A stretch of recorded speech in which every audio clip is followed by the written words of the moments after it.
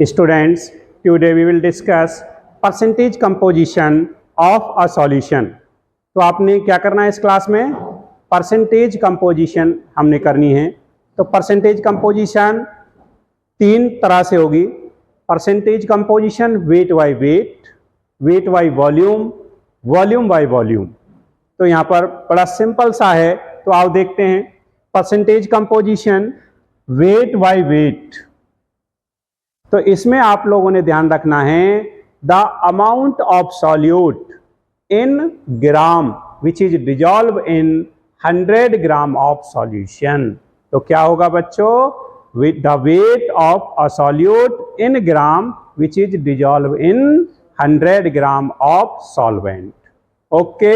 yes, sir. तो यहां पर कर सकते थे। अब यहां पर अगर हम एग्जांपल देखें, मान लो एग्जांपल होता 10% वेट बाय वेट NaOH, तो इसका मीनिंग है it means 10 gram of NaOH is dissolved in 100 gram of solution, is dissolved in 100 gram of solution।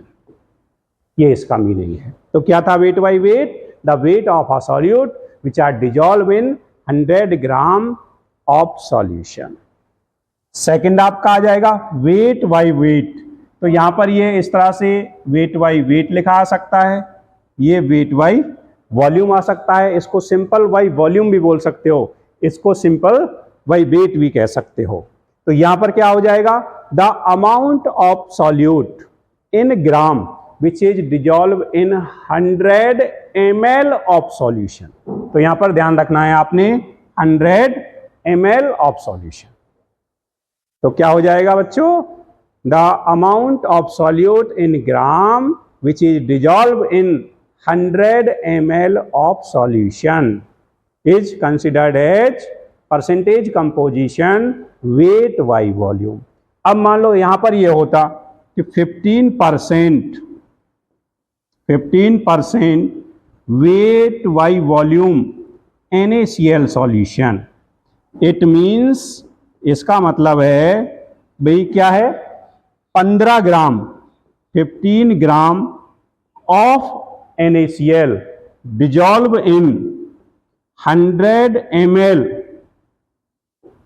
Dissolve in 100 ml volume of solution. तो ये ध्यान रखना है। वेट बाय वेट में था the amount in gram in 100 gram of solution, यहां पर हो जाएगा वेट या amount of solute in gram in 100 ml of solution. तीसरा है वॉल्यूम बाय वॉल्यूम, तो यहां हो जाएगा the amount of solute in ml which is dissolve in 100 ml of solution. यहां पर सॉल्यूट और सॉल्यूशन दोनों ही ml में होंगे। यहां पर सॉल्यूट ग्राम में और वॉल्यूम ml में होगा, यहां दोनों वेट में होंगे। तो यहां मान लो इसका हम देखें तो 10% volume by volume HCl solution अगर हम यहां कहते हैं तो इट मीन्स इसका मतलब है 10 ml of HCl dissolve in 100 ml of solution। तो इस तरह से बड़े सिंपल तरीके से इसको किया जा सकता था। अब इस कॉन्सेप्ट देखो, बड़ा सिंपल सा क्वेश्चन जेईई मेंस 2024 में आया है। तो आओ देखते हैं क्या है क्वेश्चन। क्वेश्चन है calculate molarity of a solution having density this in the solute. It means 36 gram of solute dissolved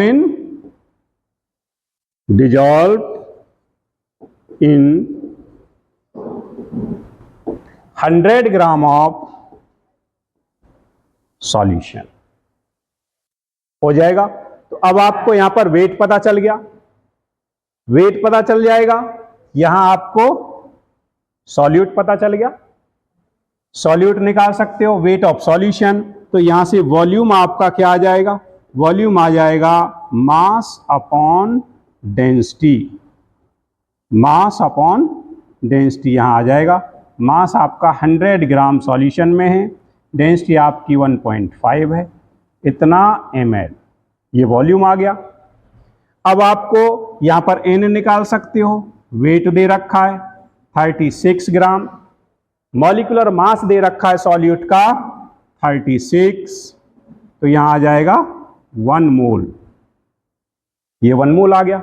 बड़ा सिंपल सा फॉर्मूला आप लोगों को बता रखा है, किसका, क्या पूछा है भाई यहां पर, कैलकुलेट मोलरिटी। तो molarity equal to n into 1000 upon v।